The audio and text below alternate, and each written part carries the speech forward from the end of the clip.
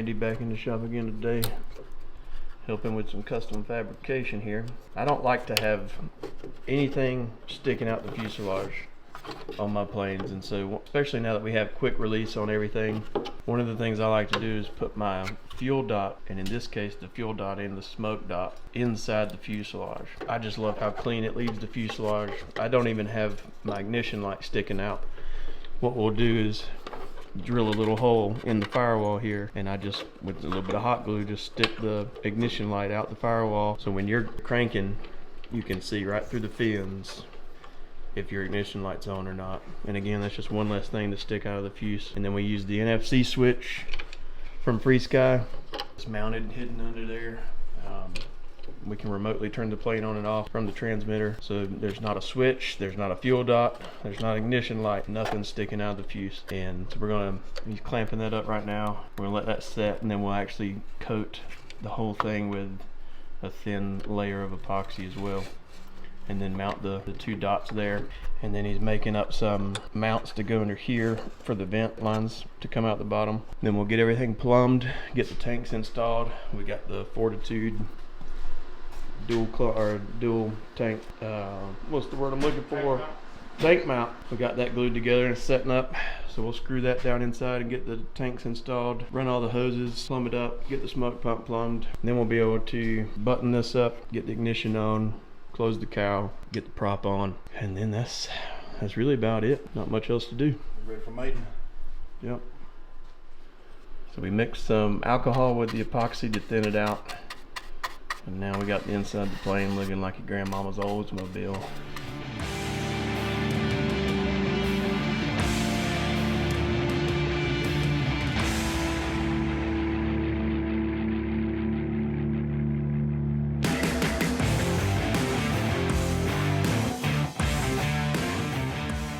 So here's my install on the ignition box. I like to put a real thick piece of foam under the ignition block, or the ignition box, to reduce as much vibration as possible, and just zip tied to this plate, screws right down on the top of the firewall.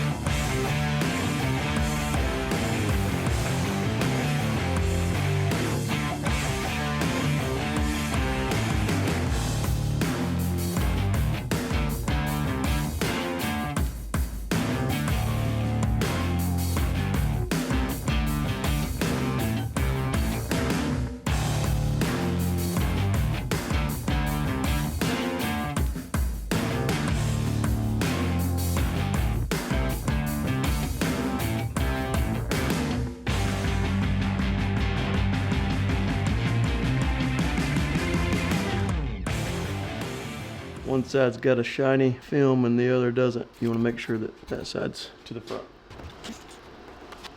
Before we put the cowl on, I just wanted to show the setup underneath. So we got a throttle servo, gas and smoke lines run, all tidied up and held down, ready for the cowl to go on.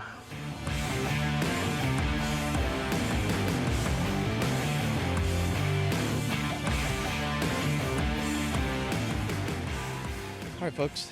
The slick is done. We're out at the field today. Gonna do first couple of flights on it and test CG and get everything starting to get that dialed in. The last couple of build days we had in the shop, we got caught up in doing a lot of building, and I didn't film as much as I wanted to, so I just wanted to do a final video here to show the setup on the inside.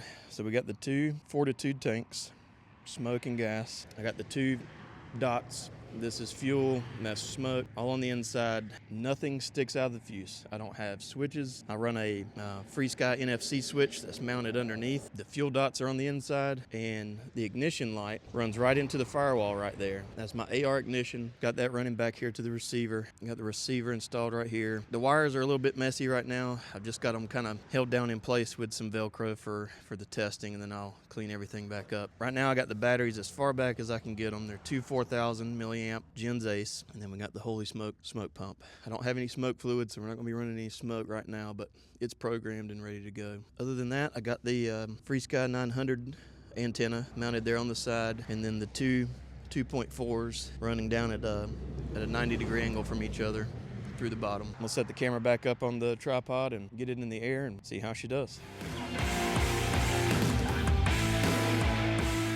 And I don't think I mentioned yet either, we're running the Falcon 28 by 9.5 for 3D. It's a great 3D prop, and we got the Falcon. It's a 5-inch spinner for this one on the DA120 on stock muffler. So everything's ready to go. We'll fire it up and see how it does.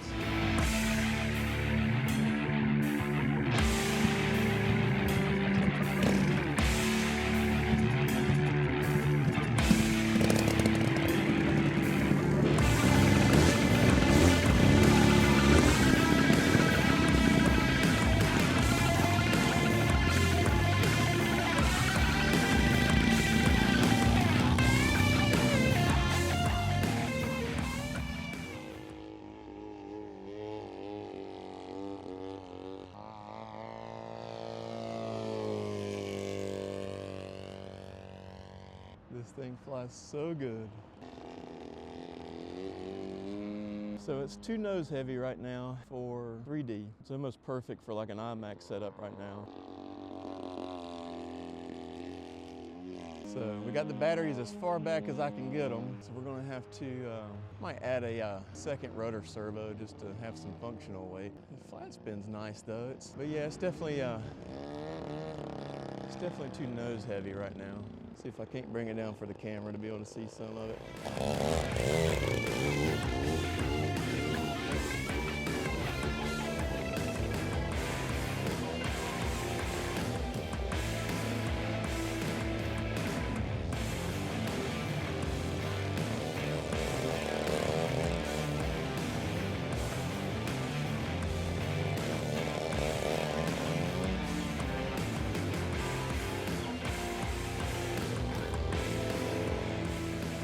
Done no mixing. The knife edge is already just really locked in. It's just awesome. Yeah, it just doesn't throw the tail around like I want it to. So we got to get some more weight in the tail. Considering this will be the freestyle plane, we want it to sling that tail around.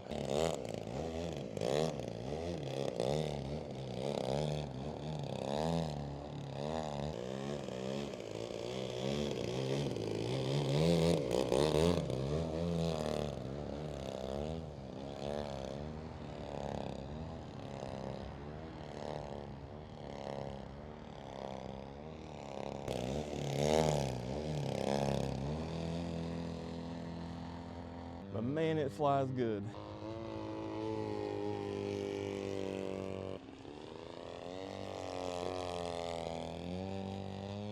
Motor's a little rich, but yeah, you can tell that was full elevator and it just wanted to climb. The tail's not wanting to sit right now like I would want it to for 3D. The Harrier needs full up elevator, and then you can see when I transition to the hover, it doesn't want to sit the tail. That's full elevator.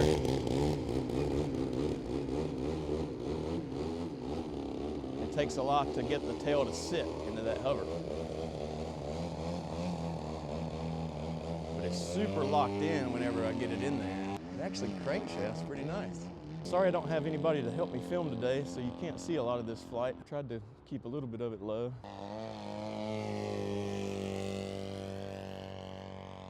I mean, it is super locked in.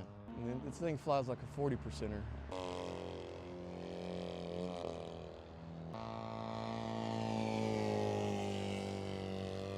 Again, this is no mixing. I've not done anything. The plane is just locked. I'm really, really impressed. Even for an AJ, this is better than any AJ I've flown. This thing is more locked in than the 230. 3D's better than the Raven. Might be my new favorite AJ plane right here. All right, I'm not sure how good the timer is, so we're gonna not run the timer all the way out here. Bring it in and see what the gas looks like. So we definitely need more aft CG. I think I need more elevator throw. I don't know if I need to go to a bigger arm or if we need to go down a slot on the control horn. But man, what a great flying airplane. Another thing I want to show, you can see my 2.4, my successful frame rates on 2.4, 46%. That's actually really, really good. I usually see that in the 20s, but you can see that 900 is at 85. I've never seen my 900 go below 80. If you're flying around on just 2.4, I mean, you're getting a good glimpse of how little of a connection you have. I show this to everybody because the 2.4 band is just getting so crowded. Having that 900 on the FreeSky is just an added peace of mind that is worth every cent. And with FreeSky, it's even more affordable than any other platform to get this kind of technology. So just a little shout out to FreeSky for the 900 there. And so let's go talk about what we need to do here. All right, so initial testing is that the CG is too nose heavy. It's perfect for like precision IMAC style flying, but this is the freestyle bird. We want it to be a little crazier. So I've got the batteries as far back as I can get them, and they're 4,000 milliamp Gens Ace, so like they're already overkill. I don't want to go any heavier on the battery. I don't have anything else I can move of significant weight. So what I'm gonna do is start sticking on some just straight up lead on the tail wheel, and I'm gonna keep adding to it until I get the CG where I want, and then I'm gonna measure how much weight I had to add to get the CG right, and I'm gonna see how that compares to adding a second rotor servo. I hate adding dead weight to an airplane, and so this is just for testing purposes only. The second rotor servo is not necessary, but it's still functional weight. I'd rather do that than leave this lead on the tail if I can get the CG where I want it. So we're gonna put these on there until I get it where I want, and I'm gonna see how that compares to the weight of adding an extra servo in the tail. Right now we only have one in the tail, push-pull, so we have the option to open up the second hole on the other side and add a second rotor servo. So we're gonna do that now, and all this is part of my setup. If you've seen my IMAC setup, this is very similar, except we're trying to go for the tail heavy now. So first and foremost, when setting up a plane, CG has to be right first. You can't do anything else until that's right. So I've not done any mixing. I got it trimmed, we tested the CG, and it's too nose heavy. That's all I've done. So from here, we're just gonna keep adding weight until I feel like the CG is where I want it. And then from there, we can start doing the mixing as far as right thrust, up thrust, and all that other stuff, and make sure differential's good, which it's already rolling on a string. So I'm pretty sure it's not even gonna need differential. But so that's what we're gonna do now, and take it back up and do some more testing. So we started with 3. I don't want to go too drastic. I want to sneak up on the right CG. So we're going to gas it back up and go again. Double checking everything, just make sure nothing's come loose. Everything looks like it's right where it's supposed to be. And that's another reason I like having my fuel dots inside the plane, especially with quick releases. My card does not have quick releases, obviously, so I don't have the fuel dot inside of it, but it allows you to take a second and look everything over, whether it's the first flight or the 500th flight. It gives you that quick second to look everything over and make sure everything's still like it's supposed to be. And it means that the exterior of the fuselage is perfectly neat and clean, nothing sticking out. All right, I'm gonna take a little break and then we'll go up for another flight. All right, so we got the little bit of weight added to the tail wheel. So we're just gonna fire it up and go back up and test that out. I'm not gonna run the whole timer out this time. If it's not enough, I'm just gonna land and we're gonna keep adding to it. Should fire right up.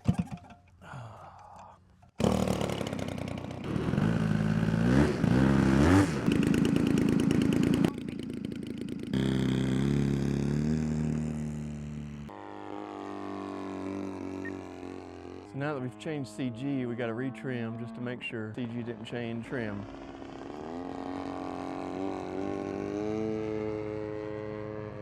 And it's still pretty good. We didn't add a lot, so I didn't expect that to change too much. All right, inverted 45. Oh, we're close. Let's see how it feels in the transition to the hover.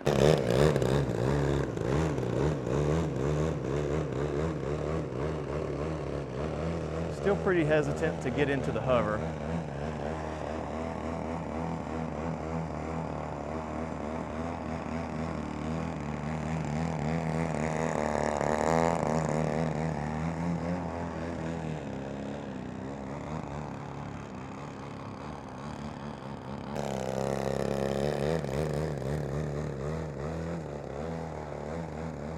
but it's better.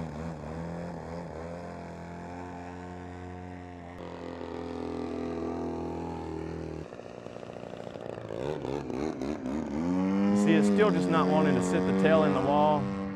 So we're close, but still not there yet. I know I said I was gonna land, but it flies too good. Even still being nose heavy, it's still locked in high alpha actually.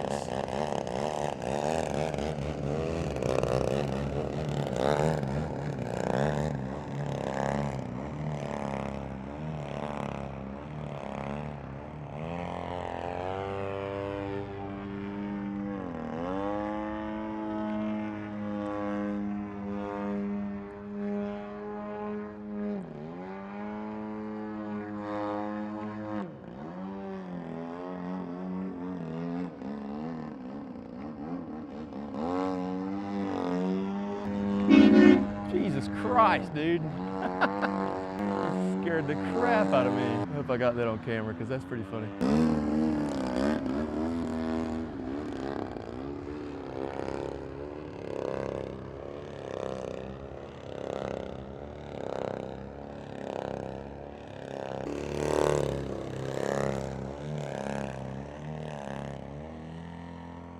All right, we'll land because we need more tail weight.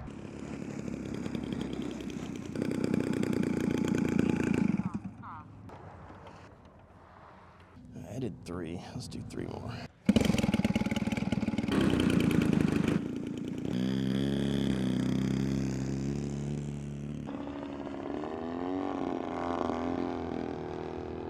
Better, but still not there. That was a little downwind there.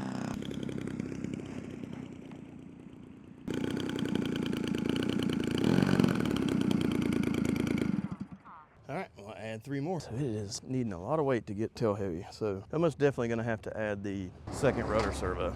I'm out of space here on my SD card. I had it running for quite a while now. So I just wanted to finish up the video real quick by saying we'll just keep working on that CG until I get it to where I want it to fly inverted 45 hands off. I want it to pull to the gear in knife edge, and I want it to fly inverted with almost no down elevator. And then I'm gonna be happy with where the CG is. And then from there we go into our mixing and we'll do the right thrust and up thrust. If you haven't, go ahead and watch the IMAC setup video. It'll help explain a lot of that. A lot of that's the same here. We're just trying to get tail heavy and have a lot of throw. So from there, get all the mixes done, set knife edge, do downline, and then she's ready to rip. Awesome flying plane. I cannot believe how good it flies.